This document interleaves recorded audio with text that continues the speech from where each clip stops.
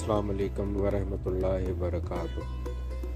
آج ہم جس ہستی کی زیارت کے لیے آئے ہیں ان کے بارے میں جتنی معلومات ہو سکتی ہے انشاءاللہ آپ کو ضرور بتائیں گے۔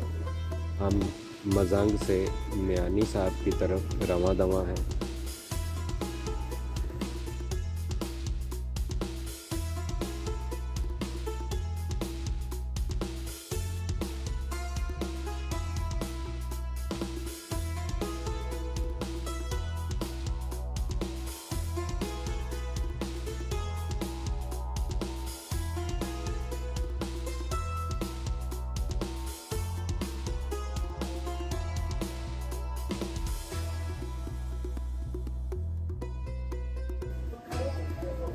غازی علم دین شہید، والد گرامی کا نام تالمنگ جو ایک ترخان کا کام کرتے تھے اور والدہ چراغ بی بی۔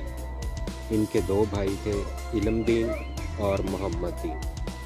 4 دسمبر 1908 میں پیدا ہوئے۔ ان دنوں راجپال کی حکومت تھی۔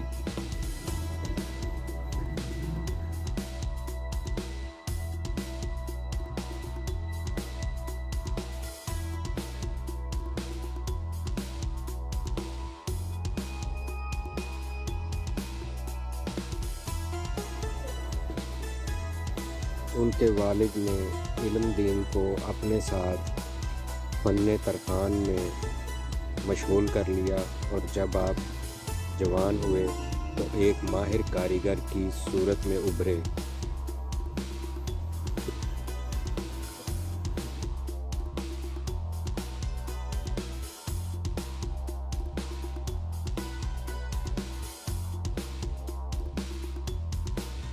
راجپال ان دنوں ایک کتاب رنگیلا رسول کے نام سے شائع کرتا ہے، اور جس میں قرآن مجید کی آیات اور احادیث کے بارے میں شرفناک باتیں کی گئیں، جس کی وجہ سے مسلمانوں نے ان کے خلاف احتجاج جاری کیا اور جگہ جگہ ہنگامے برپا ہونے لگے۔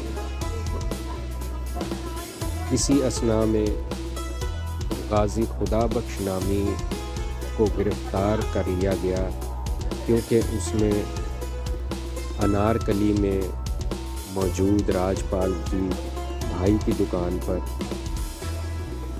اس کے بھائی پر حملہ کیا، کیونکہ وہ سمجھتا تھا کہ یہ راجپال کی ہی دکان ہے، مگر اس کے بھائی پر حملہ کرنے کی غرض سے غازی خدا بخش کو گرفتار کر لیا گیا اور 7 ماہ قید بامشقت کی سزا سنائی گئی۔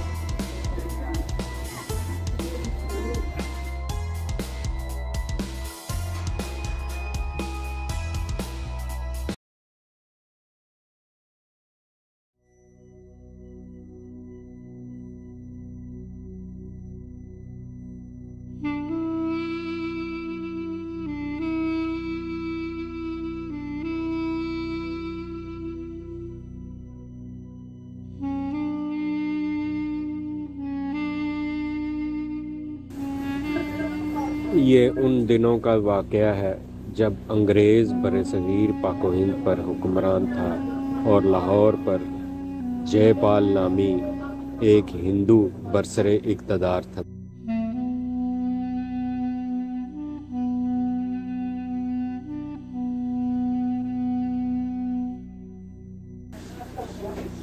یہی واقعات پاکستان کی بنیاد بننے کا مقصد بنے۔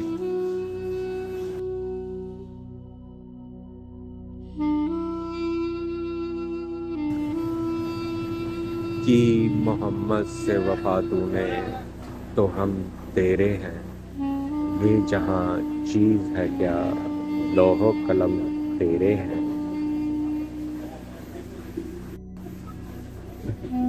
دہلی دروازہ میں احتجاجی تقاریر ہونے لگی۔ مسلمانوں کے جذبات کو مجروح کرنے کی خلاف احتجاج ہونے لگے اور تقاریر ہونے لگی۔ انہی حالات کے پیش نظر لاہور میں دفعہ 144 لگا دی گئی اور جلسے جلوسوں پر پابندی لگا دی گئی۔ راجپال کے قتل کا فتویٰ جاری کر دیا گیا۔ غازی علم دین انہی دنوں اپنے ذہن کی پریشانیوں اور اس گستاخ رسول کے بارے میں سوچتے رہے اور دن گزرتے رہے۔ ایک رات سو رہے تھے کہ خواب میں دیکھا کہ ایک بزرگ ان سے کہہ رہے ہیں کہ کیا علم دین تمہیں ابھی تک ہوش نہیں آیا؟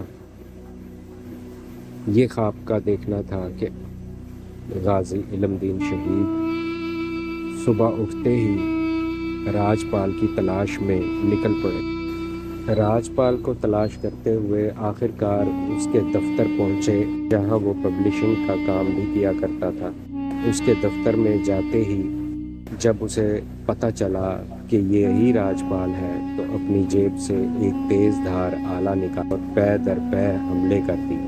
خنجر راجپال کے جگر میں پیوست ہو اور ایک شور و غل مچ گیا کہ مار ڈالا، راجپال کو مار ڈالا۔ اسی اثناء میں پولیس آئی اور غازی علم دین شہید کو گرفتار کر کے جیل میں ڈال دیا گیا۔ اسی اثناء میں جب ہندو آرین سماج نے ایک شور و غل مچا دیا اور احتجاج کرنے لگے، مسلمانوں کے خلاف ایک مہم جاری کر دی، تو انگریز حکومت نے ان حالات کی پیش نظر 13 اکتوبر 1929 کی رات سینٹرل جیل لاہور سے گجرانوالہ بھجوا دیا گیا اور وہاں سے میاں والی جیل میں منتقل کر دیا گیا اور پھر مقدمہ چلایا گیا اور علم دین کو پھانسی کی سزا سنائی گئی۔ 30 اکتوبر 1929 کو آپ کو پھانسی کی سزا سنا دی گئی۔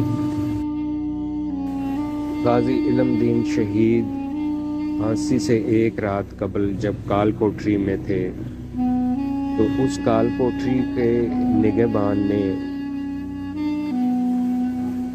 دیکھا کہ ایک روشنی جو اس کی آنکھوں کو چندھیا جائے گی کال کوٹری میں داخل ہوئی ہے۔ وہ گھبرا کر کال کوٹری میں گیا۔